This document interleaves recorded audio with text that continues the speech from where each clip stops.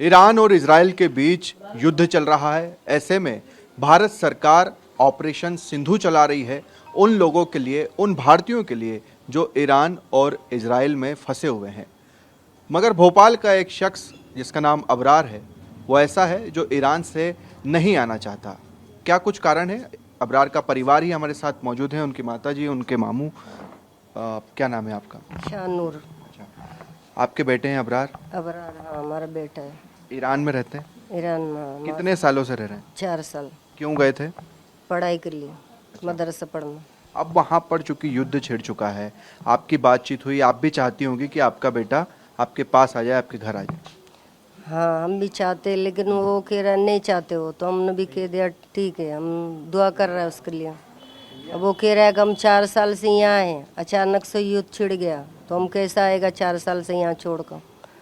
वहाँ का नमक खाया हुआ है हम, वहाँ इतना बमबारी हो रहा है, हर चीज़ हो रहा है, लेकिन हमारा दिल नहीं चाहते कि हम वहाँ छोड़ कर आ जाना। हमारा पढ़ाई पूरा करके ही हम आएगा। किस चीज़ की पढ़ाई कर रहे हैं? मौलाना मौलाना। मुश्तहिद। अच्छा, तो आप जब वो ये बात कह रहे हैं कि वो आना ही नहीं चाहते और अब यहाँ पर नमक हलाली कहलाएगी कि इतने सालों से रह रहे हैं, अब आप छोड़ कर आ रहे हैं, आपने नहीं कहा, आप तो चाहेंगे कि आपका बेटा आपके पास आ जाए? युद्ध जैसे हालात है, बमबारी हो रही है। हम तो चाहते, लेकिन वो नहीं चाहते ना, तो हमने भी बोल दिया उसको, आप नहीं चाहते तो हम भी नहीं चाहते, हम भी दुआ करेगा आपके लिए। आपने भी कह दिया आपका बेटा वहीं रहे। हाँ, हम भी चाहते हैं आपको वो रहना, जब उसका दिल चाह रहा है तो हम भी चाहेगा, इसीलिए। ठीक है, आप बताएं आपका क्या नाम है? जी, आबिद नाम है मेरा। अभी जी, आप बताएं अबरार को लेकर आपकी क्या बातचीत हुई? और जैसा कि अब अबरार की अम्मी तो कह रही हैं कि हम भी नहीं चाहते कि अब वो यहाँ पर आए। मेरे को इनने फ़ोन पे बहुत समझाया था, ये रोई भी थी, तो वो कह रहा है यार अम्मी अभी ऐसे हालात में मैं छोड़ के आना मुनासिब नहीं है। मैं 4 साल से हूँ, 1 साल और बचा है, तो 1 साल और कट जाएगा। और वो जहाँ रहता है कुम में, वो कह रहा है यहाँ ज़्यादा हमले हो नहीं रहे, तेहरान और इस्फान वगैरह में ज़्यादा हो रहे, तो यहाँ इतना ज़्यादा है नहीं। और हो सकता है भारत सरकार और सब बीच में पड़ के ये रुक जाएगा कुछ दिनों में, ऐसा बोल रहा था वो। मैंने हाँ बेटा, हम भी दुआ करेंगे कि मोदी जी करवा देंगे वो युद्ध। अभी वहाँ से कुछ तस्वीरें आई हैं, जो वहाँ के सुप्रीम लीडर हैं उनके साथ भी उसकी तस्वीरें हैं, जो फ़िलिस्तीन को लेकर वहाँ प्रदर्शन हुए थे उसमें भी वो शामिल हुआ था, तो खासा एक्टिव था और वहाँ के लीडर से भी उसकी अच्छी खासी पहचान। नहीं, वो आयतुल्लाह खमीनी से कभी नहीं मिला।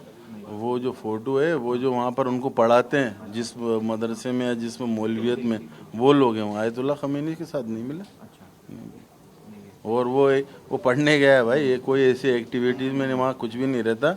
हमारे यहाँ जो 10 मुहर्रमों को जो पढ़ाने आते हैं ना, हमारे यहाँ वो पढ़ाने आते हैं ज़्यादातर यूपी से और ईरान से। तो वो वाली पढ़ाई के लिए इन्होंने इसलिए भेजा था कि हमारे भोपाल में और हमारे समाज में आज तक वैसा कोई मौलवी बना नहीं।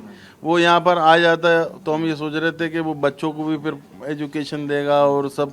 वो ऐसा नहीं वो कि वहाँ सिर्फ उर्दू या अरबी पढ़ाते हैं, वहाँ इंग्लिश भी पढ़ाया जाता है, सब तरीके के नॉलेज होता है। अब आप क्या चाहते हैं? जिस तरह के हालात बने हुए हैं, भारत सरकार से आप लोगों की क्या अपील है? भारत सरकार तो बहुत अच्छी कर रही है, वो भी गए थे उनको लेने के लिए, खैर वो आए नहीं। बाकी दूसरे जो हमारे और लोग भी थे, बहुत से आए हैं वो वापस।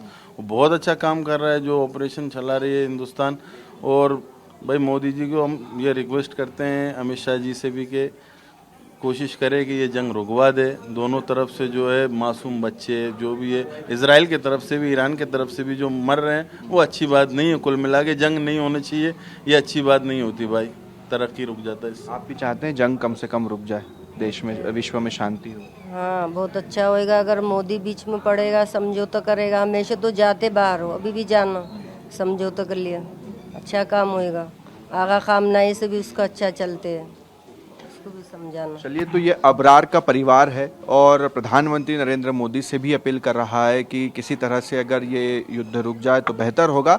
मगर दूसरी तरफ जिस तरह की अपील अबरार ने की कि वो नहीं आना चाहता और ऐसे समय में जहाँ पर वो रह रहा है, जहाँ जिस देश का उसने नमक खाया है, और ऐसे हालात में अब उसे छोड़ेगा तो ये कहीं ना कहीं ठीक नहीं होगा।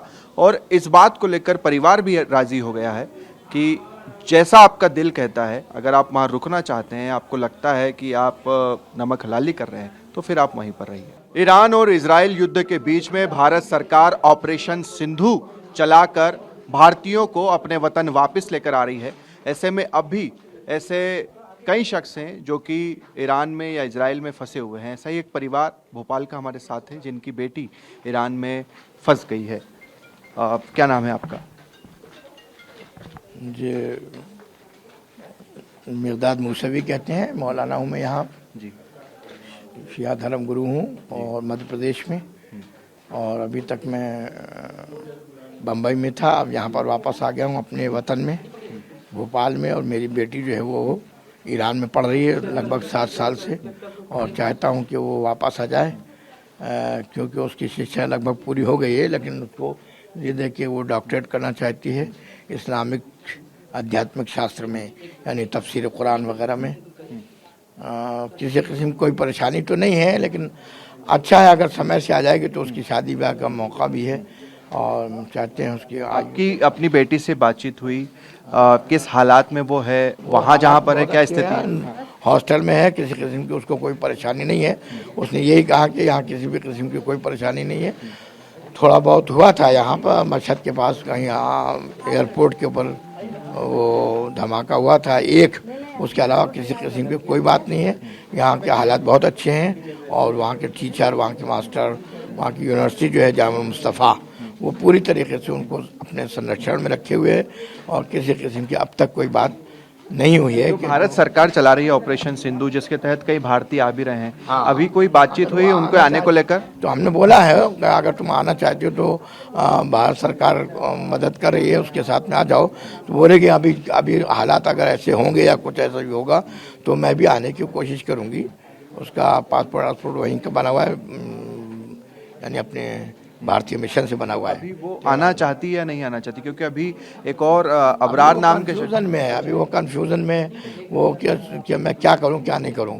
वो कह रही मुझे यहाँ कोई तकलीफ नहीं है, किसी किस्म का कोई ऐसा वो नहीं है कि मैं चली जाऊं या रह जाऊं। यहाँ मैं रहूं तो भी मेरे लिए कोई मुश्किल नहीं है और अगर वापस आ जाऊं तो भी मेरे लिए कोई मुश्किल नहीं है, जैसा भी होंगे। आपकी कब बात हुई थी और आपने क्या कहा आने को लेकर? अभी कल ही बात हुई थी, कल रात को उससे बात हुई तो उसने बताया हाँ किसी भी किस्म की कोई ऐसी बात नहीं है, हम लोग चैन से हैं और आराम से अपनी पढ़ाई कर रहे हैं कि हमको कोई डिस्टर्ब नहीं कर रहा। क्या चाहते हैं? हम चाहते हैं कि अगर समय से अच्छा है वो आ जाएगी तो बेहतर रहेगा। उसकी शादी ब्याह का मसला चल रहा है, यहाँ पर उसकी शादी कर दी जाए और उसका घर बसा दिया जाए। ठीक है, उनकी अम्मी भी हमारे साथ हैं। आप बताएं कितनी चिंता आपको अपनी बेटी की, और आप चाहती हैं कि होनी चाहिए कि आ जाए वो? ये है तो चिंता बहुत कि हमारी लड़की आ जाए साथ से, है ना। आपकी कब बात हुई थी अपनी बेटी से? अभी कल ही बात हुई हमारी से, 10:30 बजे फ़ोन आया था शायद इसका। अच्छा, जैसे कि उनके पिताजी बता रहे हैं कि काफ़ी कंफ्यूजन में है वो कि आऊँ या नहीं हुआ आऊँ, तो आप क्या समझा रही हैं उसे? यही समझा रहे हैं कि भाई तुम आ जाओ, कंफ्यूज मत हो, ये आ जाओ वहाँ से। अच्छा, वहाँ जैसे 2 देशों का युद्ध चल रहा है, अभी बता रहे थे एक जगह बमबारी भी हो गई थी। ऐसे वक्त में आप लोगों के लिए भी कठिन समय है, तो आप लोग तो फोर्सफुली चाहेंगे कि आप वापस आ जाओ? हमने तो यही कहा कि भाई अच्छा हमें कि भाई आ जाओ वहाँ से, जब यहाँ हालात वहाँ के ऐसे हैं तो तुम आ जाओ वहाँ से। भारत सरकार से क्या अपील कर रहे हैं आप लोग और क्या चाहते हैं इस युद्ध को लेकर भी? भारत सरकार से ये अपील करेंगे कि भारत सरकार हमारी हमेशा साथ देती है और भारत से अच्छा कोई देश नहीं है, सारे जहाँ से अच्छा हिंदुस्तान हमारा।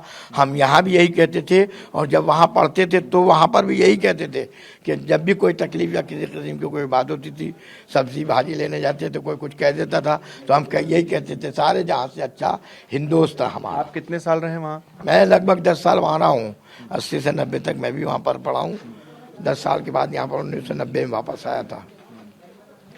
चलिए, तो परिवार क्या है, अभी मेरा वो बच्चा दूसरा वाला बच्चा है वो भी गया था, लेकिन उसका सिलेक्शन नहीं हो पाया तो वो वापस आ गया है।